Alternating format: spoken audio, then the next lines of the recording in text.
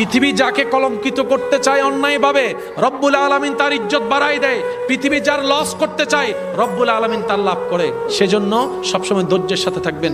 কথার উত্তরে কথা দেওয়ার দরকার নাই, তো বললে কি হবে, ঝগড়াটা 2 কথা থেকে 4 কথা হয়ে মারামারি হয়ে যাবে, মামলা হবে, লাভের চাইতে লস বেশি।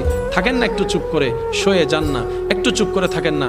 আপনি না নবী রহমাতুল্লিল আলামিনের উম্মত, আপনি না নবী রহমাতুল্লিল আলামিনের উম্মত, যেই নবীকে আল্লাহ তাআলা এমন শান দিয়েছেন যার কদম থাকতো জমিনে, হাত বাড়াই দিলে হাত চলে যেত জান্নাতের বাগানে।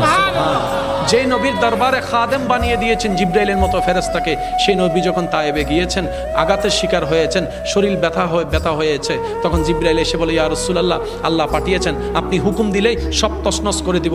নবী বলে যে না, তারা তো অবুঝ, তারা তো বুঝে না, আমাকে চিনে না, আমি বদদোয়া দিতে আসি নাই, আমি তো নবী রহমাতুল্লিল আলামিন হয়ে এসেছি, রহমত দিতে এসেছি আল্লাহর পক্ষ থেকে।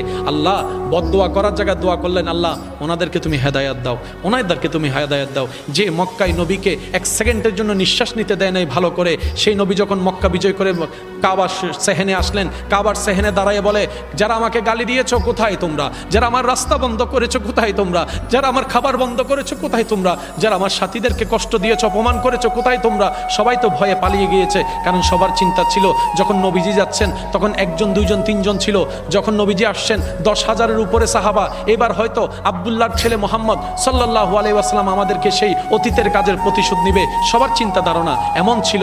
ভয়ের মধ্যে